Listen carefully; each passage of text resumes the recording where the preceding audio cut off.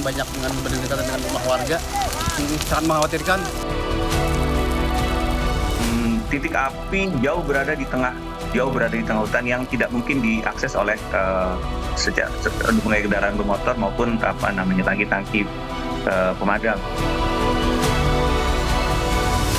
Agar jangan bermain api. Kondisinya sangat buruk sekali, cuacanya sangat buruk sekali.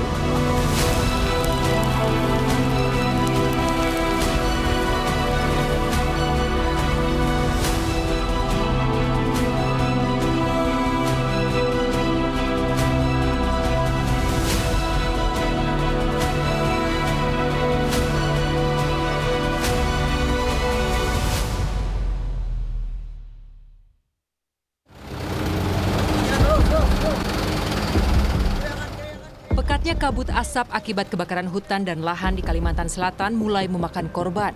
Bukan hanya mengganggu pernapasan, asap juga memperpendek jarak pandang, mengganggu aktivitas, hingga memicu kecelakaan. Di jalan jurusan Pelai Hari Banjarbaru, jarak pandang sempat hanya tersisa sekitar 2 meter karena pekatnya kabut asap.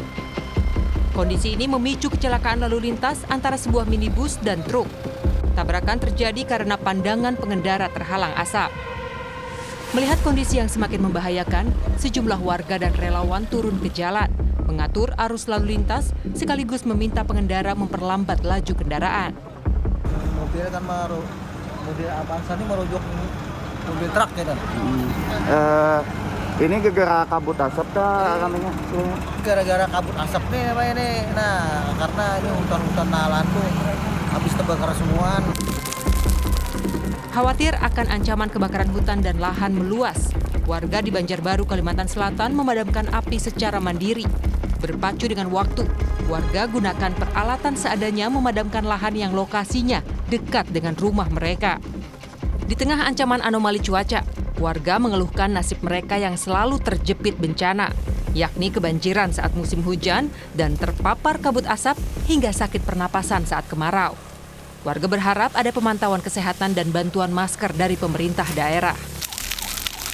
Jadi kan kami kalau ada bantuan-bantuan dari pemadam-pemadam kayak ini sudah pasrah Pak. Asap bukan hanya mengganggu pengguna jalan, kabut asap juga mulai menyelimuti permukiman. Warga mengeluhkan bau asap yang menyengat serta gangguan pernapasan, termasuk mengancam kesehatan anak-anak usia sekolah. Ancaman ISPA memaksa para orang tua memakaikan anak-anak mereka masker saat berangkat dan berkegiatan di sekolah.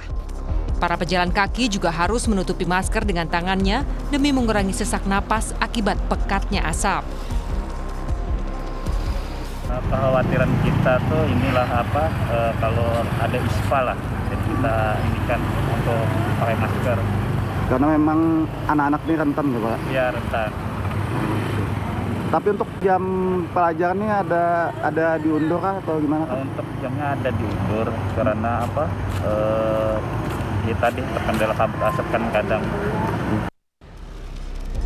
Berdasarkan data BMKG Stasiun Klimatologi Kelas 1 Kalimantan Selatan, kualitas udara dalam beberapa hari terakhir menurun dan masuk kategori tidak sehat. Konsentrasi polutan paling tinggi terjadi pada pagi hari, sekitar pukul 5 hingga 8, saat asap cenderung mengendap di permukaan. Penampakan titik panas kebakaran hutan dan lahan mengepung peta Kalimantan di mesin pencari Google Maps. Dalam peta, memperlihatkan lingkaran merah dengan keterangan severe fire atau kebakaran parah memenuhi peta Kalimantan. Penanda itu berkaitan dengan kebakaran hutan dan lahan yang tengah terjadi.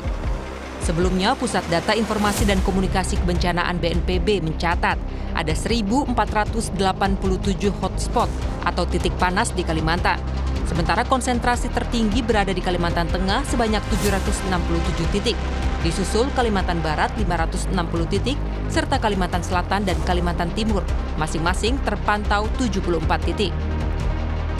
Jadi memang salah satu ciri khas wilayah di tempat kami adalah lahan gambut yang didominasi tanaman seperti tanaman pakis ya, purun, dan kemudian ada pohon-pohon galam yang kalau dalam keadaan kering sangat mudah terbakar.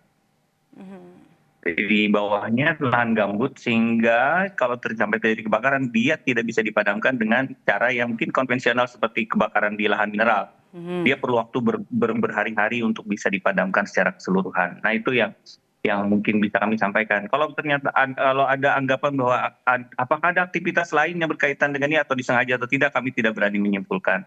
Yang jelas sampai saat ini kebakaran sudah meluas dari Januari sampai dengan kemarin kami sudah ada mendata sekitar 960-an hektar yang lahan yang terbakar. Banyaknya titik api membuat tim gabungan untuk memadamkan kebakaran hutan dan lahan menemui banyak kendala. Salah satunya titik api yang sulit diakses dan sumber air yang terbatas. Untuk kebakaran memang ada beberapa yang wilayahnya yang inaccessible, ya, tidak bisa diakses ya Mbak Mei.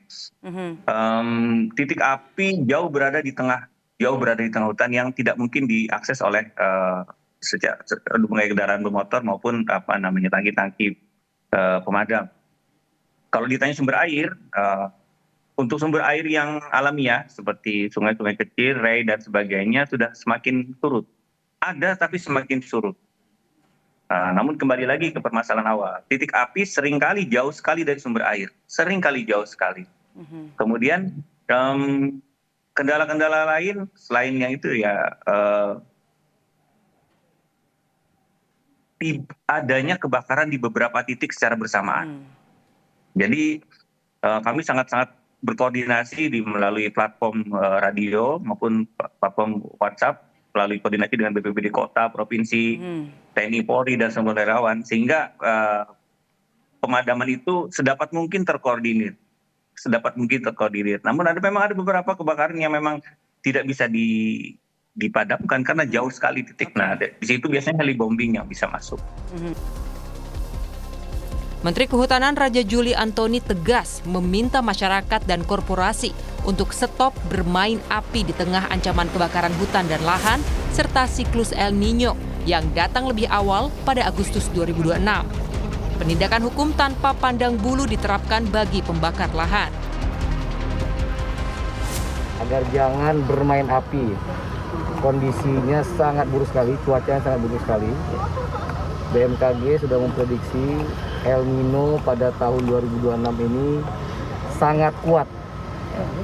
Dan itu hampir sama dengan El Nino 2015. Di mana ketika itu seluruh Indonesia terbakar sekitar 2,6 juta. Bagaimana kemudian masyarakat dapat berpartisipasi memadamkan api sekaligus mencegah. Jangan ada lagi pembukaan lahan di musim ini dengan cara membakar. Lain clearing dengan cara membakar. Baik itu korporasi yang besar ya, terutama tentu saja yang besar dan juga masyarakat. Namun di tengah ancaman yang semakin nyata, pertanyaannya bukan hanya bagaimana memadamkan api yang sudah terlanjur membara, tetapi sejauh mana upaya pencegahan dilakukan sebelum musim kemarau datang. Sebab jika kekeringan dan kemarau menjadi salah satu faktor yang memperparah karhutla, maka antisipasi semestinya dilakukan jauh-jauh hari. Pemetaan wilayah rawan kebakaran, pembasahan lahan gambut, kesiapan sumber air, pembentukan sekat bakar hingga pengawasan terhadap aktivitas pembukaan lahan semestinya sudah diperkuat sebelum api muncul. Bukan ketika asap sudah memenuhi kota, warga mulai kesulitan bernapas, penerbangan terganggu, dan harta benda mulai terbakar. Situasi ini menunjukkan karhutla bukan sekadar persoalan api yang harus dipadamkan. Ini adalah persoalan pencegahan, mitigasi, kesiapan, dan perlindungan warga. Tim Liputan Kompas TV.